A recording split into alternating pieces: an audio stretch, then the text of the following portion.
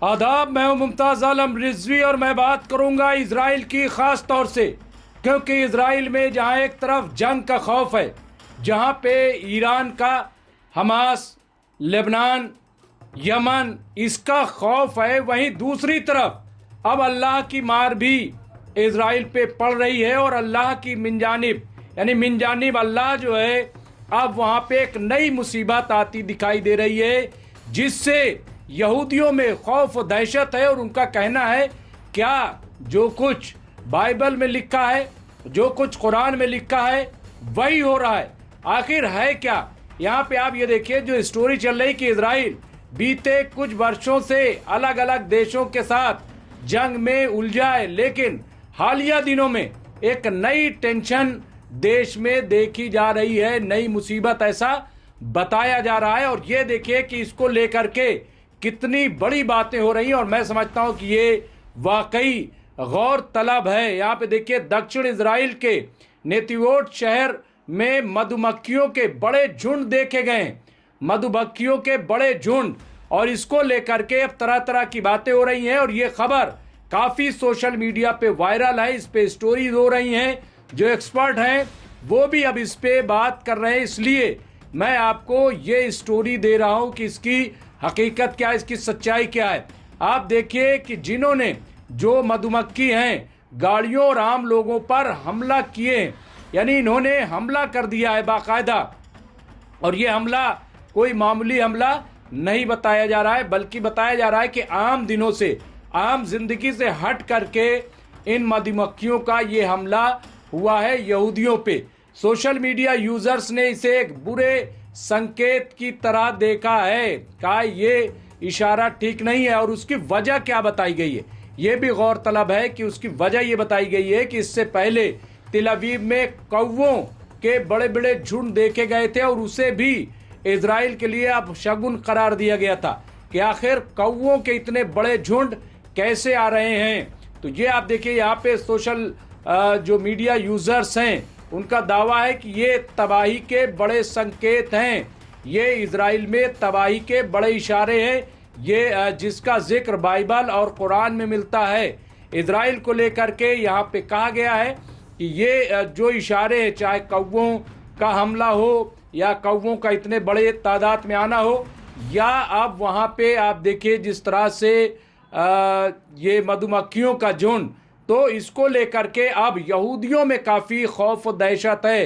यहाँ पे देखिए, दक्षिणी इजराइल के नेतिवोट शहर पर हजारों मधुमक्खियों के, लाखों मधुमक्खियों के हमले के वीडियो जो है वो सोशल मीडिया पर सामने आए हैं, और वो जगह जगह चल रहे हैं, तमाम लोगों तक पहुंच रहे हैं। इससे न सिर्फ आम लोगों को मुश्किल का सामना करना पड़ रहा है, बल्कि कुछ विमानों को भी उड़ान भरने में दिक्कत हो रही है। अब आप ये देखिए कि ये गैर मामूली चीज़ है। यानी एक वो होता है कि भाई कोई छत्ता है, छत्ता फूट गया, गलती से कुछ हो गया, तो चलिए वो एक ख़ास जगह पे ही वो होके रह जाता है, लेकिन और वो कुछ देर के लिए होता है। लेकिन लगातार मधुमक्खियों का निकलना और हमलावर होना, ये किस बात की दलील है, किस बात का इशारा है? और इससे पहले कौवा, और आप ये देखिए कि जो जहाज़ हैं उनके उड़ान भरने में भी परेशानी हो रही है। इजरायली अधिकारियों को इससे पार पाने के लिए खुसूसी टीमें बनाने का फैसला लेना पड़ा है कि अब इसके लिए खुसूसी टीमें बनाई जाएंगी कि कैसे इन मधुमक्खियों से निपटा जाए। सोशल मीडिया यूजर्स का तबाही का दावा है। इजराइल में मधुमक्खियों के इन हमलों को सोशल मीडिया पर कई यूजर्स ने तबाही का इशारा दिया है, और कहा है कि ये दरअसल इजराइल की तबाही के इशारे हैं। सोशल मीडिया यूजर्स का दावा है कि बाइबल और कुरान में इस तरह का जिक्र है। कई लोग यहाँ पे आप ये देखिए, यशाया यानी 7.18 यानी NIV का हवाला दे रहे हैं। यहाँ कह रहे हैं कि ये पैराग्राफ का बाकायदा जो है वो हवाला दे रहे हैं, जिसमें कहा गया है कि एक दिन मिस्र की नील नदी के डेल्टा से मक्खियों को सीटी बजाकर बुलाया जाएगा।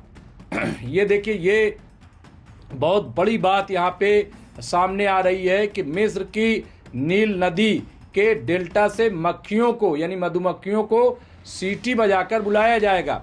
भारत की एक इंटरनेट यूज़र ने एक्स पर इजराइल में मधुमक्खियों के हमले का वीडियो शेयर करते हुए कुरान की सूरह अल अराफ से इसे जोड़ा है। उन्होंने कहा है कि इस आयत में कहा गया है कि अल्लाह बाढ़, टिड्डियों, मधुमक्खियों, मेंढकों को वाज़े निशानियों के तौर पर भेजता है। ये अहंकारी और अपराधियों के लिए संदेश है, यानी ये इजराइल और अमेरिका के लिए पैगाम है। और ये आप देखिए, इससे पहले मैं आपको बता दूं कि आप देखिए अबरहा का लश्कर, टिड्डियां थी जो आई थी, छोटी अबाबील का लश्कर वो आई थी, किस तरह से चोंच में कंकरी लेकर के, और जिसका अबरहा का लश्कर जो हाथियों का बहुत बड़ा लश्कर था जो खाना काबा को ढाने के लिए आया था, उस पे वो टिड्डियां जो हैं, वो अबाबील जो हैं, अपने चोंच में, छोटी छोटी चोंच में पत्थर लेकर के आई और पूरे अबरहा के लश्कर को तबाह कर दिया। तो क्या ये वाकई वही उसी तरह की ये लश्कर कशी है और ये अल्लाह की तरफ से है? क्या है यहाँ पे तिल अवीव पर मंडाए कौवे बीते महीने मार्च के आखिर में इजराइल के तिल अवीव शहर पर हज़ारों कौवों के मंडराने ने जहन जो है, यानी अपनी तवज्जो उस तरफ मबजूल कराई थी। इसने भी कई तरह की चर्चाओं को जन्म दिया था। ईरान से लड़ाई के बीच इसे तबाही की निशानी के तौर पर देखा गया है। इसे भी बाइबल की आयतों से जोड़ा गया है कि ये भी बाइबल का हिस्सा है और इस तरह की चीज़ें बाइबल में बात आती रही हैं। यहाँ पे देखिए, इसके बाद अब मधुमक्खियों के झुंड देखे जा रहे हैं। इस घटना ने इसलिए ध्यान खींचा है क्योंकि इजराइल लंबे समय से जंगों में, युद्धों में उलझा हुआ है। इजराइल की बीते 3 वर्षों से फिलिस्तीन गुट हमास, लेबनानी गुट हिजबुल्ला और ईरान के साथ लड़ाई देखने को मिलती रही है। और यही नहीं बल्कि यमन का जो अंसारुल्लाह हौती है वो भी इसको देखा गया। तो कुल मिला करके यहाँ पे ये सूरत हाल हम देख रहे हैं और ये जंग कोई मामूली जंग नहीं है। पहली बार ऐसा हुआ है कि जंग जो है वो इजराइल के अंदर दाखिल हुई है इजराइल में, और बहुत भारी नुकसान हुआ है तिल अवीव से लेकर के दूसरे शहरों पे। तो एक तरफ जहाँ पे आप देखिए ग्रेटर इजराइल की बात बेंजामिन नेतन्याहू कर रहे हैं, वहीं दूसरी तरफ ये जो इशारे हैं वो इजराइल की तबाही के हैं। और ईरान जिस तरह की बातें ईरान ने कही हैं, वो इससे लग रहा है कि अब इजराइल के सामने वाकई एक बड़ी मुश्किल आ गई। अभी जब हम आपसे बातचीत कर रहे हैं तो आप देखिए कि ईरान से जंग चल रही है। हालांकि 2 हफ्ते के लिए जंगबंदी हुई है, लेबनान से भी जो है जंगबंदी हो गई है, लेकिन हालात अच्छे हो गए हैं ये कह पाना मुश्किल है। यहाँ तक कि जो बूट्स ऑन ग्राउंड, तो बूट्स ऑन ग्राउंड जहाँ ईरान के लिए अमेरिका तैयारी कर रहा है, लेकिन ऐसा भी कहा जा रहा है कि इजराइल के लिए हमास हो, हिजबुल्लाह हो, हूती हो, ये सब भी, और कतायब हिजबुल्लाह जो इराक की है वो भी तैयारी कर रहे हैं। तो ये पूरी तस्वीर आप देखिए यहाँ पे इजराइल को लेकर के, और इजराइल छोड़ करके लोग भाग रहे हैं। लोगों में खौफ है, दहशत है। लोग समझ रहे हैं कि अब इजराइल महफूज नहीं है, इजराइल सेफ नहीं है। आप देखिए सऊदी अरब और दूसरे ममालिक भी अमेरिका से कह रहे हैं कि भाई हम तुम पे निर्भर नहीं रह सकते। इजराइल किस पे निर्भर है, किस पे मुनहसिर है? अमेरिका पर।